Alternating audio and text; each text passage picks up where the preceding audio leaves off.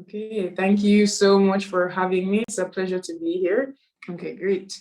All right, so good morning again, everyone. My name is Danielle Mullings, and I'm on the Young Experts in Tech for Health, representing the region of the Americas. So really briefly, I'm going to start off with just kind of setting the tone or the context for the presentation. And that's that today, young people aged 10 to 24 make up 1/4 of the world's population. Yet so many of them are continuing to face challenges in realizing their health and rights. And overall, given the COVID-19 pandemic, it has become even more important that we give each person adequate access to healthcare. And Transform Health and the Young Experts in Tech for Health are really focused on identifying how we can use technology, especially digital health, as a means for being a catalyst for universal health coverage by 2030. So who we are. In 2020, the Young Experts in Tech for Health was formed to provide independent insight and counsel to Transform Health, which is a global coalition on leveraging digital innovation to achieve quality healthcare for all. So alongside Foundation Botner, the founders of the coalition include the Partnership for Maternal, Newborn and Child Health, PATH, and Women Deliver. So overall, what you're seeing is that Transform Health is the big global coalition with many different organizations coming together. But as a part of their principles and tenets, in trying to improve and increase access to digital health, they recognize that it's important to have young persons also be a part of the change and the way forward. So Young Experts in Tech for Health kind of works in tandem with Transform Health. Overall, Yet 4-H, that's like the short version of what we call it, is a platform for young people to shape and guide the agenda towards achieving universal health coverage by 2030 through data and digital technologies. What I love and I think is really, really good about the council is that there are two young persons from each WHO region, so all 6 WHO regions across the world. There are two young persons from each represented on the council. And so when you look at, like, I suppose, getting a snapshot of how each region across the world would respond, it's very, very easy because, we already have persons from all the different regions. So overall, it's comprised of 12 experts in policy and advocacy, health, digital technology, and youth engagement between the ages of 18 to 30. And so we started in 2020, right? And so by the end of 2021, there will be a new council with new persons from across the world coming in, again, lending their voice to digital technology. Some of the activities we do. So we work to advance the global health agenda in 2 core ways. So one is designing independent initiatives and campaigns, like we have one coming up later in the year, or the Humans of Digital Health, but it highlights the intersections of youth, digital technology, and global health by building networks of young people globally, drawing attention to best practices, and generating opportunities for engagement. Now, overall, how the Transform Health Coalition works is that we're also very much focused on like advocacy and advocating for more political willpower behind digital health, as well as just the general uptake of population in terms of digital health. It does officially launch later this year at the UN General Assembly. There's a soft launch last year at the last General Assembly, but moving forward, you'll see them stronger over the next 3 to 5 years. And the second goal of the Young Experts in Tech for Health is to support the coalition's core working groups as co-leads and members, bringing forward their unique perspectives and supporting the development of inclusive policies and campaigns. Now, on that second point, essentially for each of the Transform Health working circles, such as the Resource and Investment Circle, there's a campaign circle, etc. There's a strategy, governance and strategy circle. Each of these has at least one young person from the council on it who is a co-lead for that circle. And I also think that's a good model to have. I'll get into this a bit later down, meaningful youth engagement. But I think it's a good model to have because you ensure that in all that you're doing, in all the different important, core circles of the organization, there is a young person's voice being heard. And not only as a member per se, but also someone who is leading the discussion, and moving everybody forward in that sense. So it also helps with, inclusivity. I find that many times we're also, advocating for, let's say, equity or, basically ensuring that it's also a diverse perspective since we come from across the world. So it's a good background to come from. And, maybe if you're developing initiatives in the Asian region, it could be useful to then include young persons on the different boards or the different circles that you have. Not only, just put them there, but also allow them to be a part of the voice for that circle or for the board, whichever denomination to be used. Right. And fundamentally, though, these are some of the principles that we work off. And number one, that's primary health care as a foundation for universal health coverage. So advocating for the delivery of people-centered approaches to healthcare, which is very important, right? Because if you're ever developing any system, regardless of if it's healthcare or not, but even more so because it's healthcare, the need for it to be people-centered and data-driven is very, very important because you want to be specific to the population that's, is being served. We also speak about equity, advocating that underrepresented and marginalized populations can benefit from digital and data technologies too. Again, I'll touch this a bit more later, but briefly now, the world isn't level. Access to healthcare isn't a level playing field either, nor is access to digital technologies itself. And so if we're looking at trying to achieve a world where universal health coverage is, commonplace across the world, we have to take into account that we're not starting from a level playing field. And so that must be factored into the systems we're designing. Who, is basically the question is, who is the system serving? Who will the system who will be easily able to access the system versus who isn't, and looking for those gaps and working between them. So in Jamaica, for example, there's a youth council I was on like 2 years ago, which was focused on amplifying the youth voice through social messaging. So it's a social messaging platform which connects with like Facebook and WhatsApp, and it connects with, there's one other platform, I believe it's Instagram, right? And so we would send out polls or different messages through that. We'd be able to quickly get youth feedback and responses, and then use that to inform the governments or any different private sector agency that was looking for information in that regard. So an example of how that would be useful is when we had the dengue outbreak, and the name of this organization is U-Report, by the way, UNICEF U-Report. So once we had the dengue outbreak, which is again going to be a healthcare issue, we were able to send a poll out saying, young people, what information do you not know about right now? What would you like to see the government or the Ministry of Health do more of? Quickly get the responses. I think we got like 1,000 and something in 24 hours. We're able to send that information and that data to the ministry, and then they can work off it and say, okay, well, these are our weak areas as seen by young people. And then we're able to also send back out information regarding symptoms, what to look out for. You can think to expand it in the future, maybe nearby health centers, etc. So there's a lot of applications for it, but the reason I brought up that specific project is because it operates via multiple platforms, right? So Facebook is one, so that will appeal to young persons who are on Facebook. Integrating with WhatsApp is another. So WhatsApp is very popular in Jamaica, so that one would also reach many persons. But also, if you don't have access to internet, right, to access WhatsApp or access Facebook, it's also deliverable via SMS or just regular text messaging, at which point you'd only need just a connection to your cell service provider. It's like sending a text message in any other way. So that idea of equity is important as you're building any system, because we're not on a level playing field. The third one is empowerment, and engaging young people to play a big part in campaigns to influence decision makers, to ensure digital technology and the use of data accelerates universal health coverage.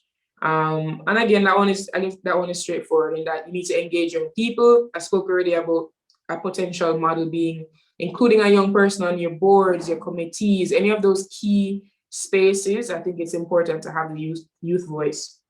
Next one is partnership, to advocate for better health outcomes within different communities.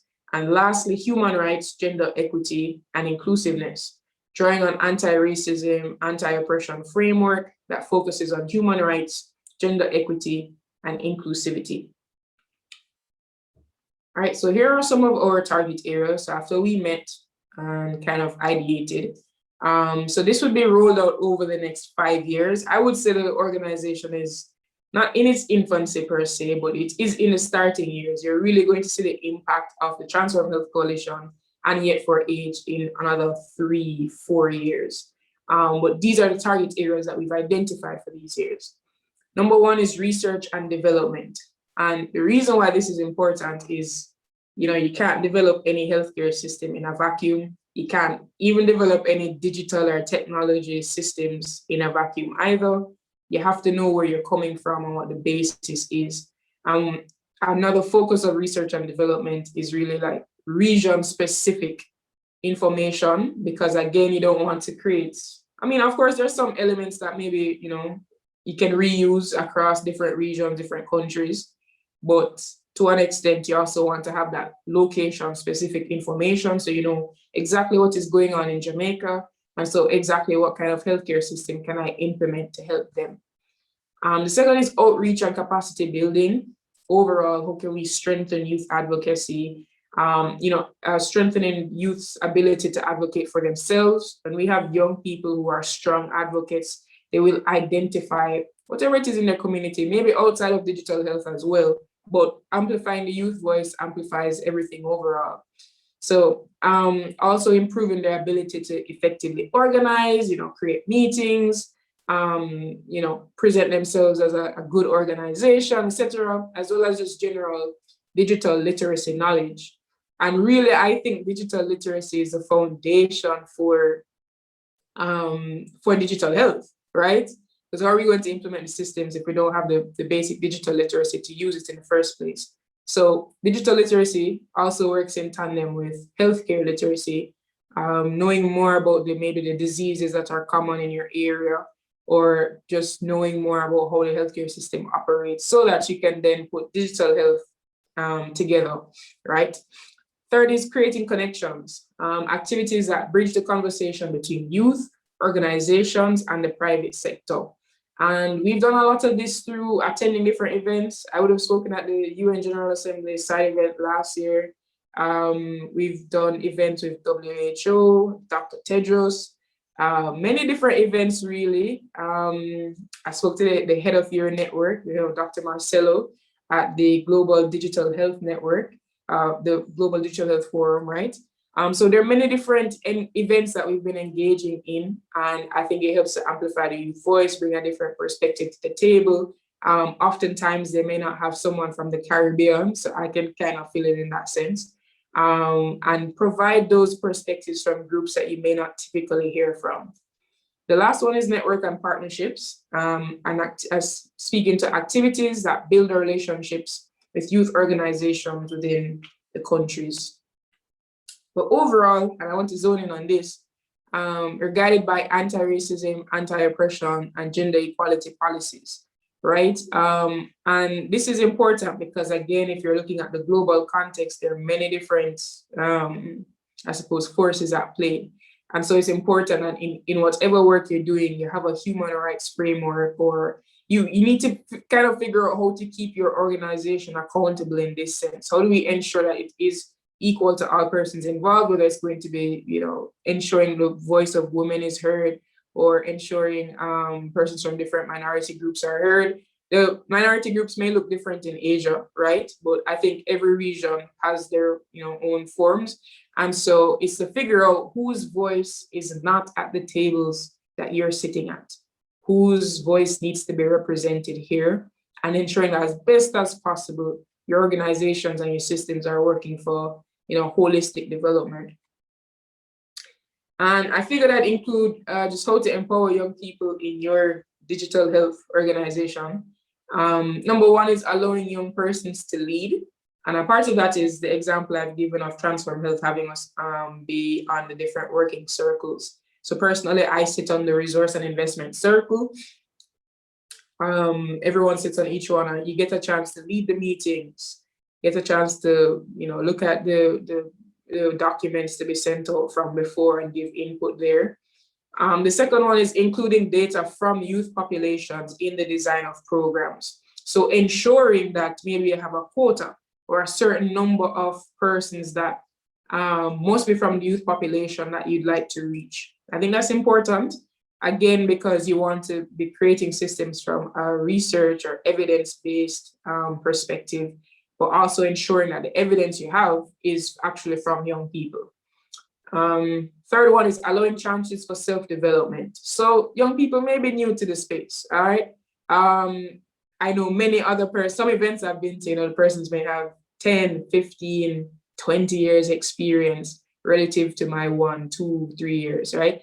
But I think it's important that no matter how much experience the person has, like relative to, 10 years, 20 years, it's important to still allow chances for self-development.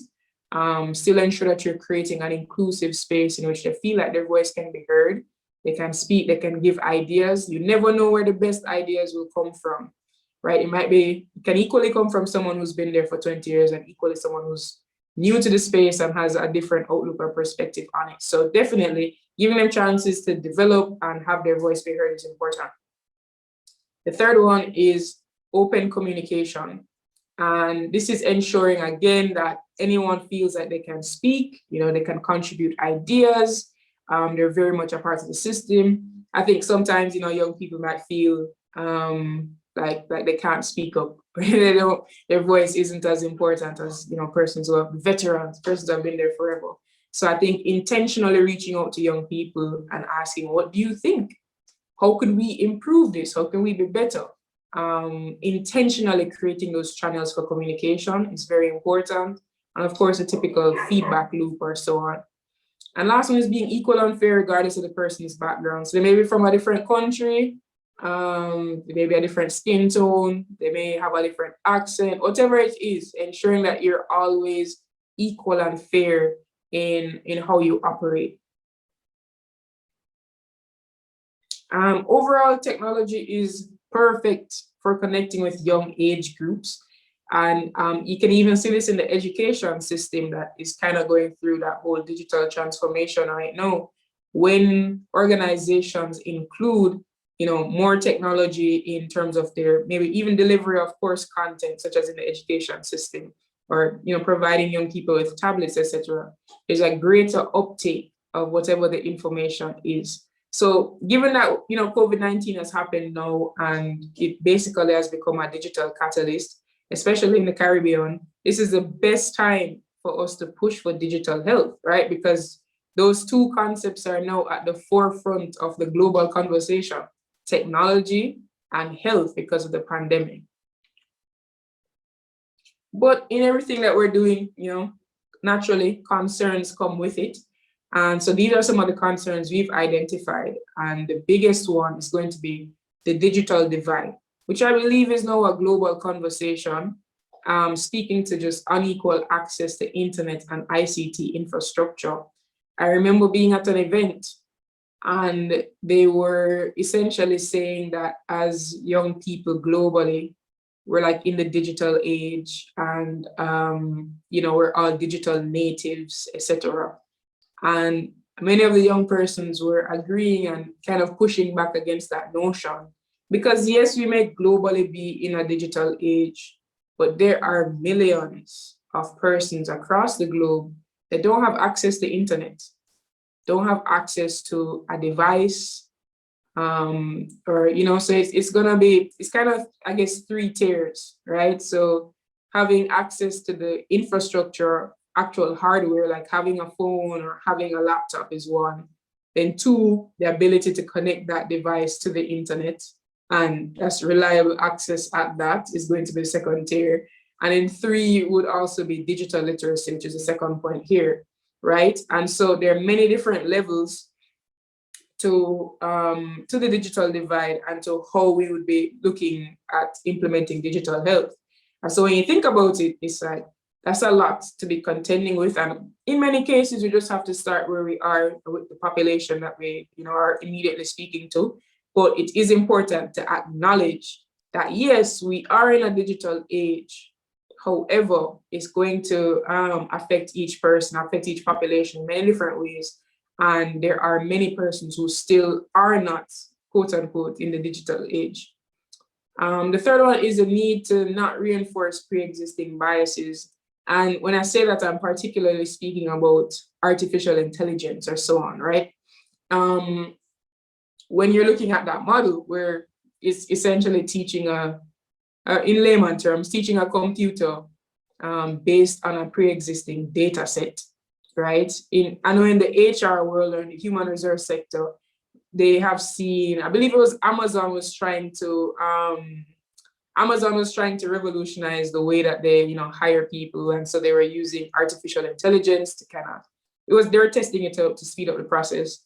And they were finding that it would systematically choose a certain group of persons over another because of that's just what the data set that they provided the artificial intelligence with.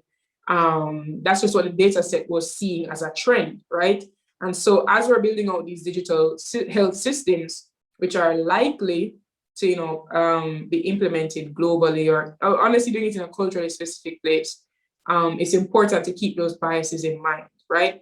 What we don't want is to automate the biases that already exist in our countries and in our regions. Because when we're speaking about digital health, this is taking it to another level now. Healthcare is a very sensitive and private matter. So I also remember bringing up in that space, there are some places or some applications, for example, that I can't use because it can't pick up somebody with my skin tone, for example. There was a whole presentation on that at one event I went to. And you might also add in, maybe it can't speak to different accents or so on. So again, looking at the Asian region, there are going to be different accents, persons may look different from here to there. Ensuring that whatever system you're implementing, if it's going to be implemented across a certain population, again, how are we including everybody and ensuring that no one is left out? Because digital health is going to be of utmost importance moving forward. Third one is data privacy, right? And this is a big one because, again, we're dealing with sensitive information. It's about people's health. And so we have to ensure that equally to whatever system we're building out, we're also building out equal data privacy and ensuring that the person's rights in that sense are being protected. Your information is not publicly available. And the last one is the right to be forgotten. And this is included in the European Union's data protection rights, the right to be forgotten, ensuring that person's information can be deleted if they choose to have it be deleted or removed in any form, really. Of course, with the internet, this is a bit difficult to implement, given that, your digital footprint kind of follows you wherever.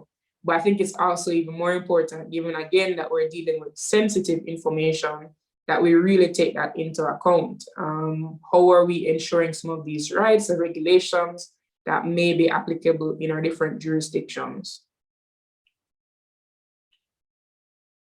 I see some comments in the chat. Let me say hi to everyone. Chelsea is from Barbados. That's one of my friends. Thank you so much for joining. Dr. Marcelo, each one deserves its own webinar. Very true. They're very different concerns that I believe will have to be looked at in detail as we're moving forward, because what we're seeing is a great push, a push for digital health. And I think there needs to be an equal push for data privacy and the right to be forgotten, etc. I also see Dr. Mugisha from Rwanda. Happy to have you here. All right, so I only have a few more slides left. And I want to speak about the Caribbean context. And I have touched on some of it earlier. I was going to speak about my UNICEF U-Report example here in regards to using text messaging as a means of connecting with young people, but also giving them important information very quickly. And so I think that that's one model that can be replicated. At the Global Digital Health Forum, I was moderating a panel with two other young persons who have amazing different tech innovations across the world. And one of them was using one of them was using, I believe, WhatsApp. Yes, they were using WhatsApp to spread images about, to one, create group chats and spread messages about, body positivity and the importance of nutrition. I believe they're also using a social media campaign. And so in that essence, social media is free, there's no startup cost really. You may have to put some money into maybe marketing it or, getting the advertisements out, etc. But I wanted to really bring that as an example because I think that given that it's a low startup cost, young people already know how to use social media. Creating campaigns that can, positively influence the behaviors, whether it could be about nutrition, body positivity is another one I heard last week at, who was I speaking? I was speaking to persons in the Southeast Asian region of the WHO, young youth leaders. Again, they were thinking about body positivity. Another one was about diabetes, and they're trying to spread awareness. And a great way to do this is through social media. So I believe that is, one way to go in terms of when you are interacting with young people, tell them, go and start a campaign if you'd like to, and give them the resources to help them. But that's a great way to start.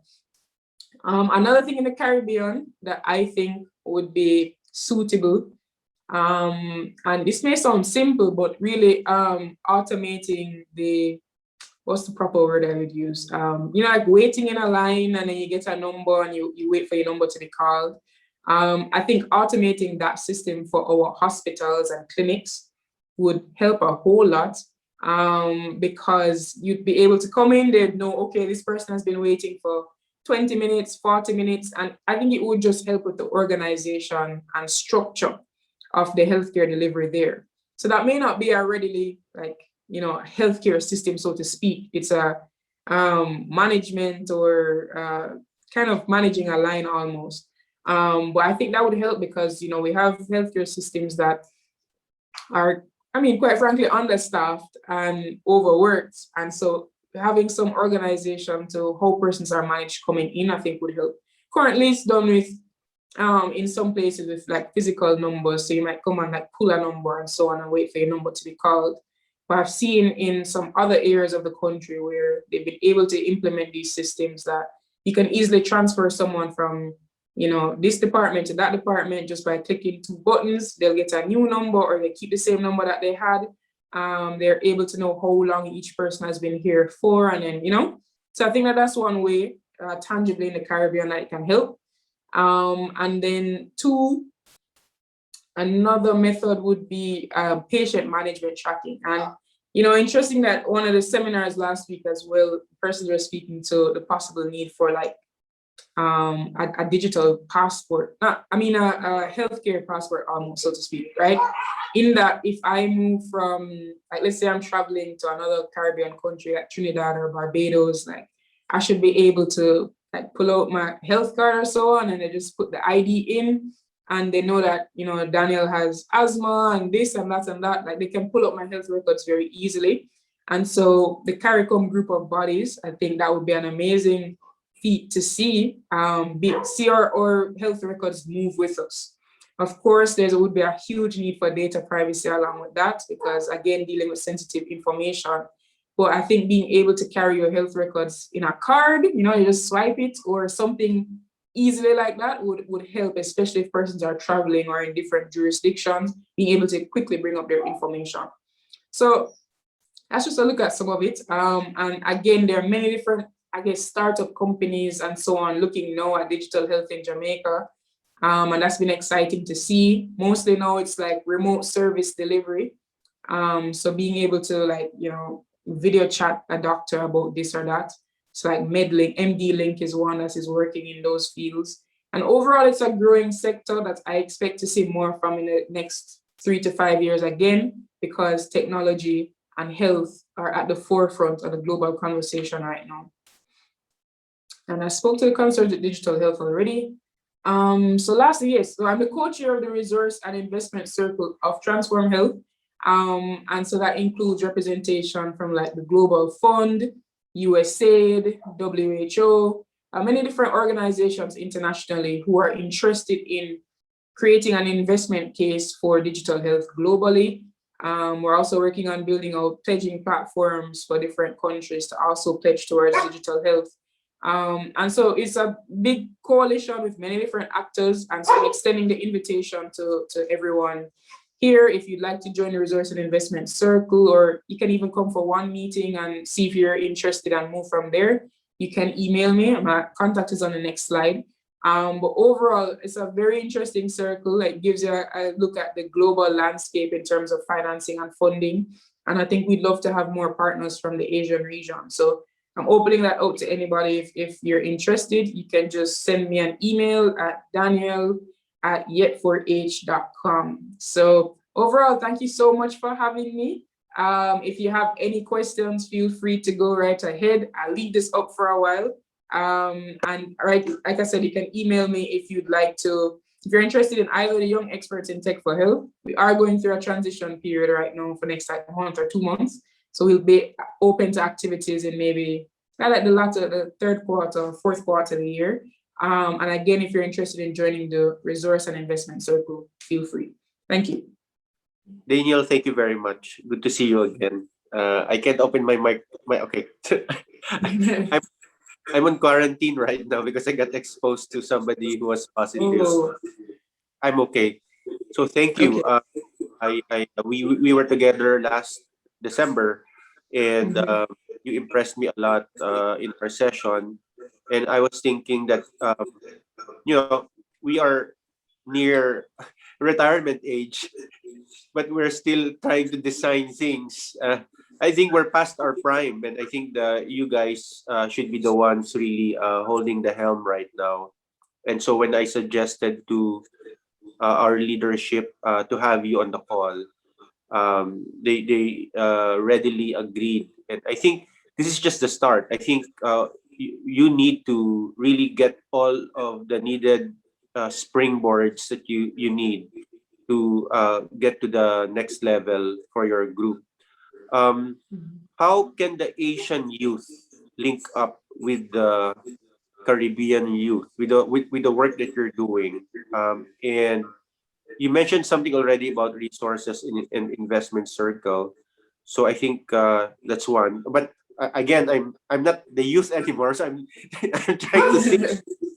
I'm, I'm trying to reinterpret in my young mind what it Mhm. might be in terms of things that our Asian youth networks could do. So our youth Mhm. networks over here are mostly medical students.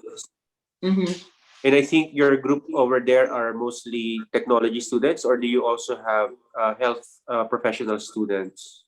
So we also have health professional students. So I right now I am the president for the Faculty of Science and Technology. So I have easy access to the 3,000 students there. But also we have the medical sciences faculty, which I can also put you in touch with.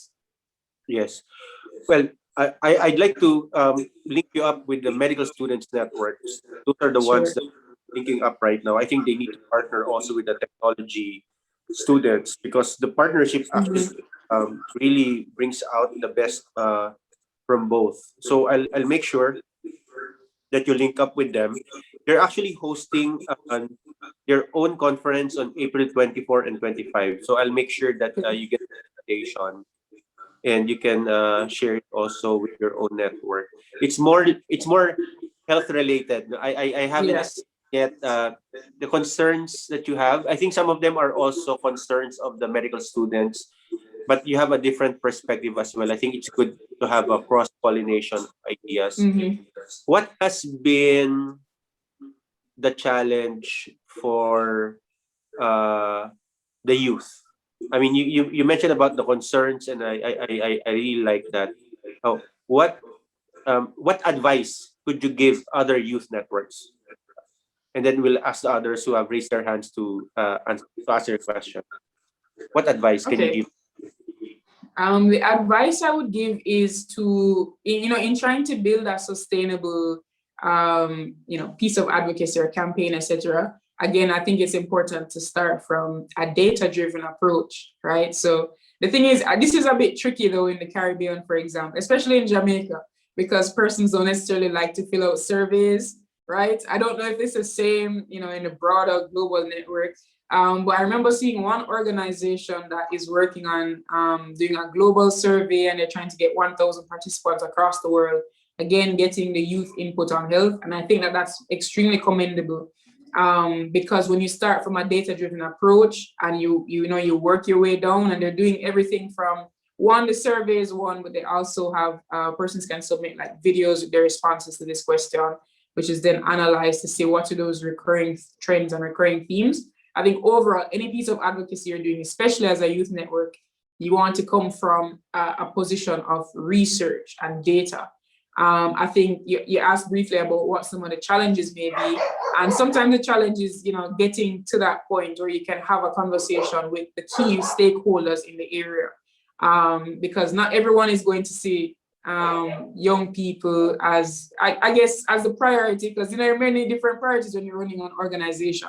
So when a young person comes with this idea or that idea, you may not think it's, but I think as much as you can, lending your voice to opening your offices, whether virtually or so on, to young persons with ideas, actively encouraging them. I think motivation is a big part of it, because, and it may sound cliche or so on, right? But I think motivation is very, very important. Just telling young people that you believe in them, you support their ideas, given that they're workable. And if you see that there's a point in which they may need more help or more resources, actively being the person to reach out. So definitely, there's so much that young people can do. I think it's just access to those rooms in which their voice can actually make a difference, as well as the advice I was giving, again, starting from a research perspective. And also collaboration is another big piece of advice I would give. Many of us are working in similar industries, or even if it doesn't look like it's similar, somebody in film, for example, may make a nice video that complements the need for digital health and inspires the need for digital health, whereas someone else might take it from a technical perspective, actually writing code for the systems, right? So all those different pieces, you might see science and the arts as separate, but really and truly they can work together for that common goal. So collaboration is another piece of advice. Thank you.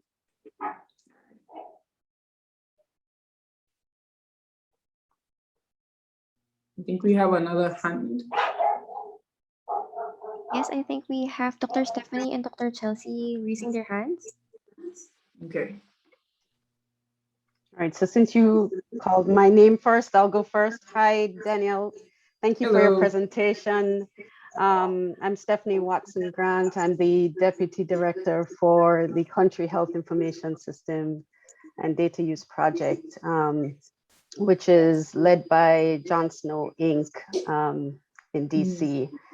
I guess my question, thank you very much for your presentation, and thank you for representing the Caribbean. So very few of us out there. Dr. Alvin touched on a point, and you just did as well. This idea that digital and is not just health, it's not just computer science, etc. Mm-hmm. My question to you is, how are we getting the message out there to young people so that they know that there is this whole new world that's not just computer science and not just health, and that digital health actually exists, and that there are all of these opportunities out there. When I was at UE, I did not know that public health existed.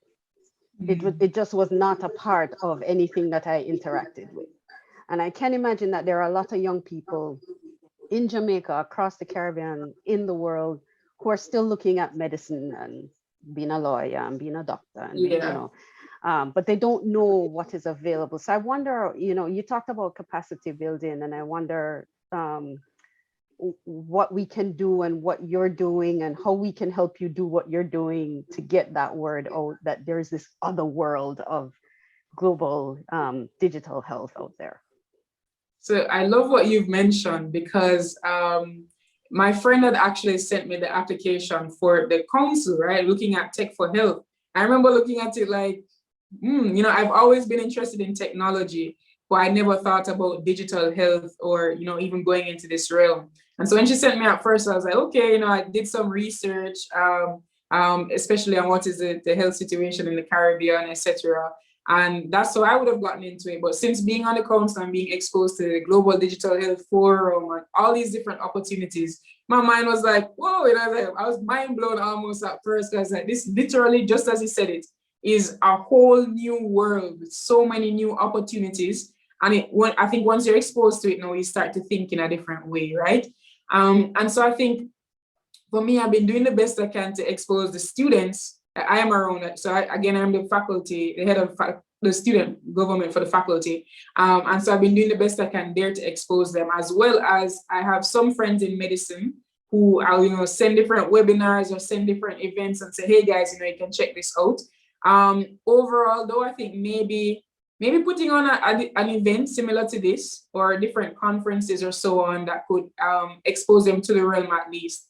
But overall, I think it's a growing conversation, because technology is now at the forefront, and I think all industries are looking at how can we incorporate technology. I hear our Ministry of Health speaking more about the need to include technology in our response now, and giving doctors tablets, etc. So I think it will be a growing interest in the years to come because of where we are right now. But to answer your question specifically, I do think webinars would help. Of course, there's a bit of Zoom fatigue right now, as every event is online and everyone's tired of being online to an extent. But I think having online webinars, partnering specifically with the university, and not only UE, right, the University of West Indies, but also NCU. They do a lot of work in technology as well, and different groups regionally. I'm also part of the Caribbean Girls Ambassadors. And again, I could easily connect into those networks as well to have sessions like these looking at digital health. So overall, I think the first step is awareness, in just spreading the idea that there is this new field that persons can work in. And then 2, capacity building, but I think that will happen in different ways based on the field that you're coming from, right? So a healthcare perspective, or a young medical professional versus a young technology student, versus even those who may want to do the media side of it, creating videos and creating that marketing content that gets persons interested. So definitely multi-tiered approach, but I think connecting with the networks, especially universities, schools, and institutions, would be the best way.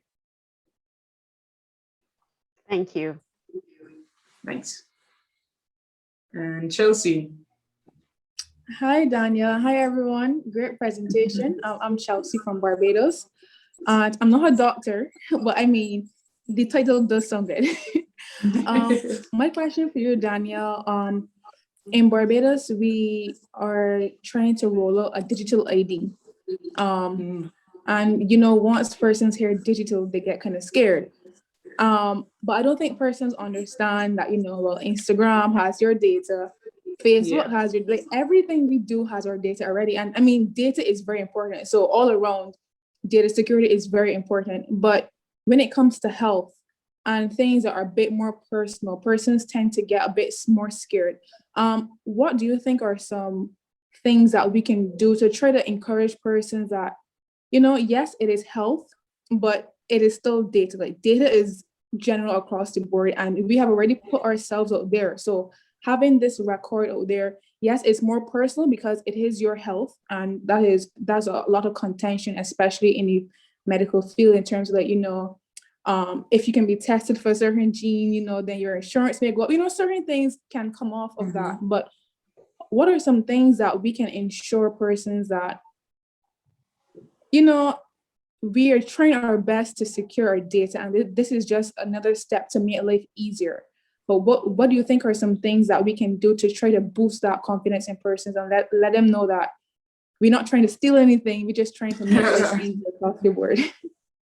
That's a great question. We're actually also rolling out a national ID system as well. It's not healthcare related, right? It's just general, allowing persons to have ease of access to different government institutions. Yours as well. Okay, cool. So I think when it comes to healthcare data, we have to start by, again, awareness is always a first step. So right now, many of our records are stored via, like, actually writing it down in a book or some somewhere, right? Which means that your data kind of is already being stored, right? It's just being moved to a digital format now so that it's easier to access, and it's not susceptible to like natural disasters if a hurricane comes and the book gets wet, etc. So that first step would be showing persons that it's the same data storing. Now, many of the concerns that they have around data privacy are, I think, extremely valid and deserve a conversation in their own right. Because in Jamaica recently, we would have seen some security concerns around the Jam COVID app, which was all over Twitter and all over online, etc. As the company that had created it had some issues and they had left some data XYZ. So I think it's perfectly valid concerns, and I think it's something that we actually have to push our governments globally and in all of our local jurisdictions, but overall a global push to have our governments be transparent with how are they using the data and what are the laws in place around data governance. I know in the Caribbean, we don't have many, like, I guess, independent IT coordinator almost for the government or so on. It may come under different ministers or portfolios, etc. But I also think we need like a central governance for the IT sector overall. And that would help us to grow. There are many concerns in the international space with how our data is being used by Facebook and Instagram and so on. And so if we're also going to be storing our data locally, those same concerns are likely to come up. And so again, I would say awareness is one, showing persons your data is already being stored. It's now being stored by hand in a book. Want to move it to a digital record. Two, those concerns about third parties or insurance companies, etc., getting your data, that needs to be outlined from the start. Like, who has access to the data? Who is the governing body that is going to be managing this? And I think when you let people know more information, because people usually fear what they don't know, giving them more information, outlining the laws and how it works, also including the public in developing some of those policies and laws, I think that would be very beneficial in quelling some of the fears. You mentioned an interesting point, and I think too, we have to trust our people more.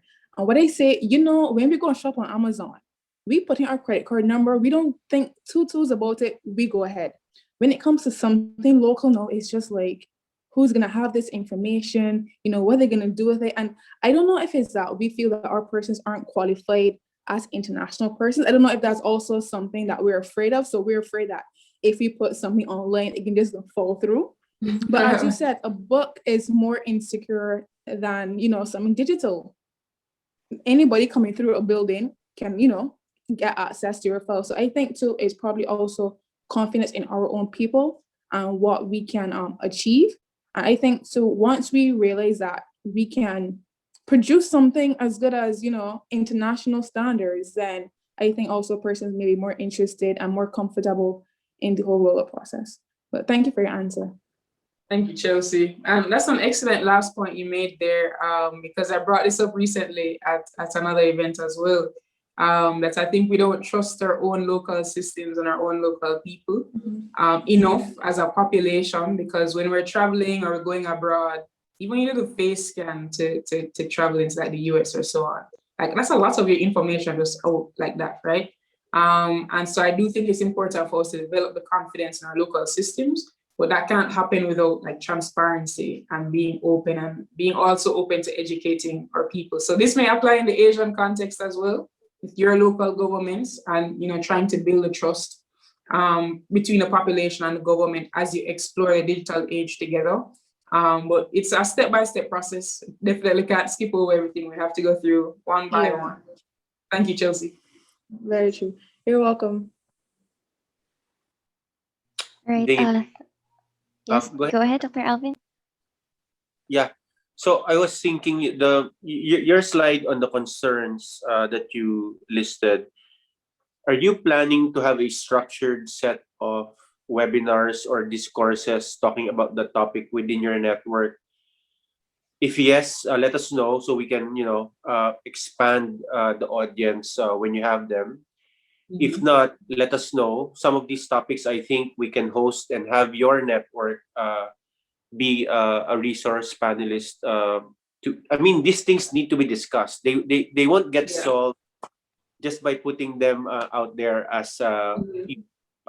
topics of concern. I think it's when we all come together and manifest our varying understanding of the words that we see on the screen, and then finally realizing, oh, I see her point and they see my point. That's when we really get to move forward in fully understanding what needs to be done. So let me know, do you have plans for those We concerns? haven't planned any as yet. Most of what we've done so far is like through meetings or I suppose more private ways. But I definitely think we could definitely collaborate. So they haven't been planned yet. So if you'd like to set up a session and we invite some persons from the council, that's perfectly fine. Okay, so let's work on that together after the call. For those topics that I think even the oldies in AeHIN would be interested in, we can get the young and the old. Like maybe the young can ask, "Hey, you oldies, why did you let this happen?" And then maybe the oldies can say mea culpa. So what do you want us to do now that we are in power, so to speak, and we still have about 10 to 15 years to make amendments or amends towards some policies that we can write for you? I think your involvement as early as possible in policy making is very important, because 10, 20 years from now, you will be the ones impacted heavily with these policies that are going to be written out. That I see that Stephanie is in the call, so I think there's a good opportunity to put some structure behind these discourses, that will just help everyone understand, the vague concepts of privacy, access, authority, governance. So let's talk about that. Maybe we can come up with a structured, every 2 months we can have a joint network discussion about that. Cherise, do you have other uh, questions in the chat? None, Dr. Alvin. Okay. So, not having any more questions, I'd like to thank everyone who attended this. Of course, Danielle, our resource person. I'd like to encourage everyone to go to their website and learn more about what they're doing. If you want more topics from Danielle, let us know so we can invite her again to speak on those specific topics. Expect some more of Danielle and her team, especially for those concerned topics that are also concerns of the Asia eHealth Information Network. And with that, thank you very much, Danielle. Good night, Thank everyone. you. Night, everyone. See you. See you. Bye.